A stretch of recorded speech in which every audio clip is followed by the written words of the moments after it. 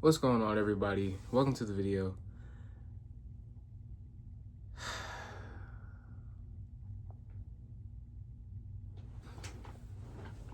What's going on, everybody? I'm here in Orangeburg, South Carolina.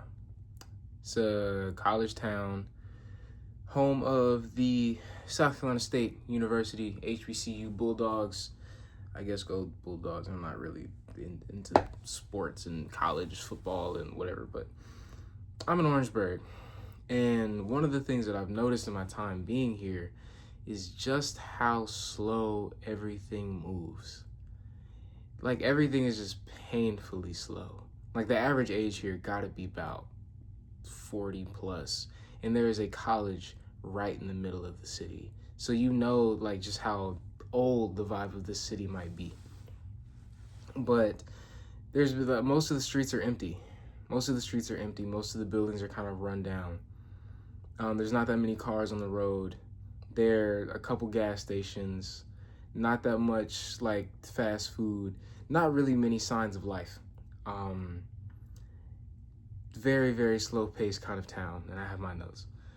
And that is very different than my experience in Atlanta. Ooh wee. Atlanta is a city that absolutely never sleeps.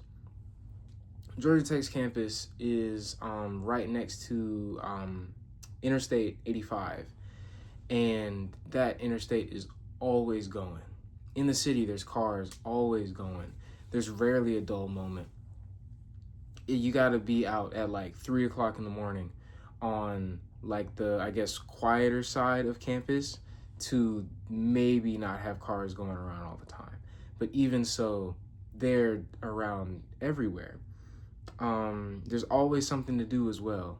There's always some kind of party. There's always some kind of loud music going on.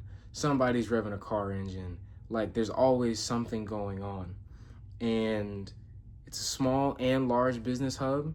Like, I can walk to a Google building. I can walk to a Microsoft building. I'm pretty sure there's McKinsey and Company there. There's NCR, just a bunch of companies, Honeywell, all kinds of things like that. And then there's also a whole bunch of small businesses that I can't really name. And it's also a hub for creators.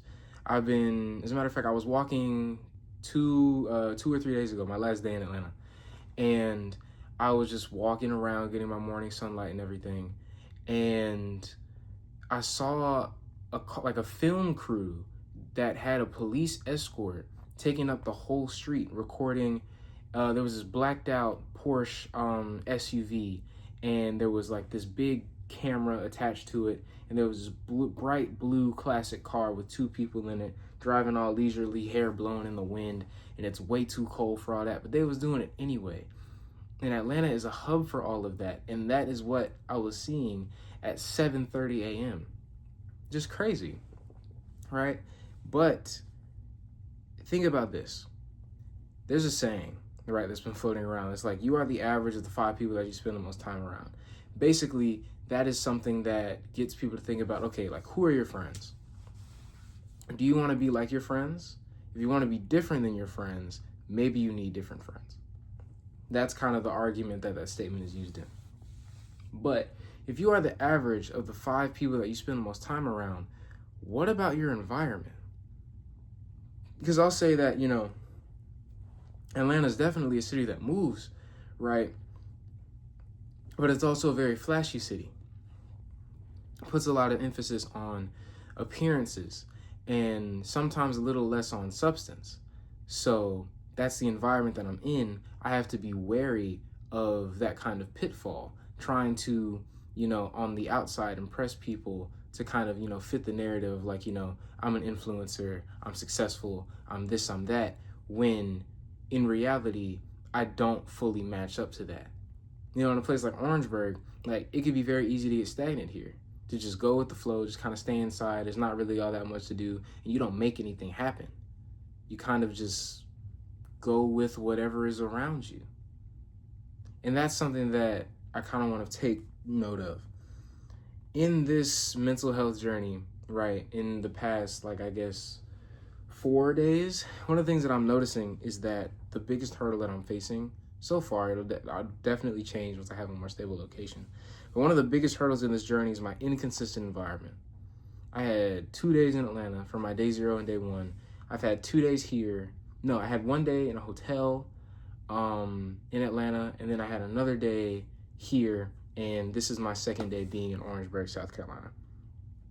And it's difficult to make my environment fit my routine and my structure and all the things that I need to get done because it's been changing so often. But as I get acclimated to a place, whether it's the hotel, whether it's my apartment in Atlanta, or even whether it's here, my productivity begins to skyrocket. Like right now, this is my 3rd video that I've recorded today. And this is the first time that I've ever recorded multiple long form videos in one day. You know, one of the ones I was talking about was presence, and I kind of thought about that yesterday. And I've been present, and I've been seeing things just in the day-to-day that I could make videos on and actually comment about, and saying those things has been very beneficial to me. But I had to get solid in this environment. I had to know where my setup is. Like, where am I going to record? Where am I going to prop up the camera? How am I going to prop up the camera? Like, what does the background look like? Where am I going to do my push-ups?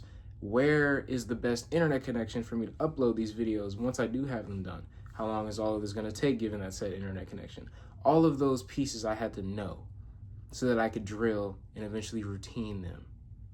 So what if I was able to take this concept of, okay, once I'm acclimated to a space, I can be more productive.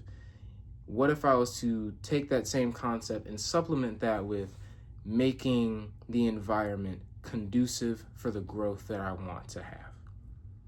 What if I was to make, my 5 average friends those 5, I guess, pillars of my environment in this scenario? But what if I was to make my 5 average friends just solely focused on this mental health journey? And then when school starts back up, school in this mental health journey, balancing it all. What if everything was angled towards that? One of the things that I mentioned in my video where I talked about tips to improve your mental health is eliminating optional stress.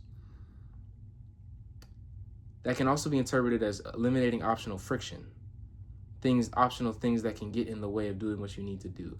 And your environment can be friction in and of itself.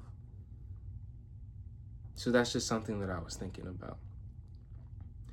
Some environments can also promote different emotions. Like, for example, the spot that I'm in right now, my grandma's house, it's very slow. It kind of makes me like antsy. But it's also peaceful. It's also peaceful. I can go out and I can go on my walk in the morning, and I just want to take my sweet, precious time, even though it's 20 some odd degrees. But I just want to take my time. It's very peaceful in some ways, right? And then there's also, like if I was to go to like a garden, if I was to just walk around on like a trail, those would all be very peaceful, natural environments. But then you also take a situation that could promote hostility. Like, let's say that you are, you go to a meeting, or you go to, you just go to a meeting with a group, and you have a project coming up, and, y'all are still debating on how certain things are going to be done, like what the strategy is going to be. That can be a stressful situation as everybody's trying to be heard. And that leaves a lot of room for people to kind of fight with each other, as opposed to, having more effective means of communication. It's definitely possible, but sometimes it's rare, right? Your environment can kind of shape your emotional response. It can shape how you are, it can shape how you're feeling, and it can also shape how you respond to things. Because I imagine if I was having to have a very difficult conversation, on my walk in a very peaceful environment, I would respond differently than if I had just came out of that situation where I'm having a meeting and people are fighting to get their points across. So now I'm thinking that I have to be mindful of my environment, making sure that I pay attention to how that makes me feel, and making sure that the things that I can change to be more, I guess, optimal, more in line with my goals, those are the things that I do. So yeah, that's 3 videos in one day. I've been on a roll. Like, after this, I'm gonna go meditate, I'm gonna pray, I'm gonna go to sleep, and it's only Should be like 10:30. Like, it's not even crazy late. Yeah. It's been a good journey so far. I'm gonna see y'all in the next one.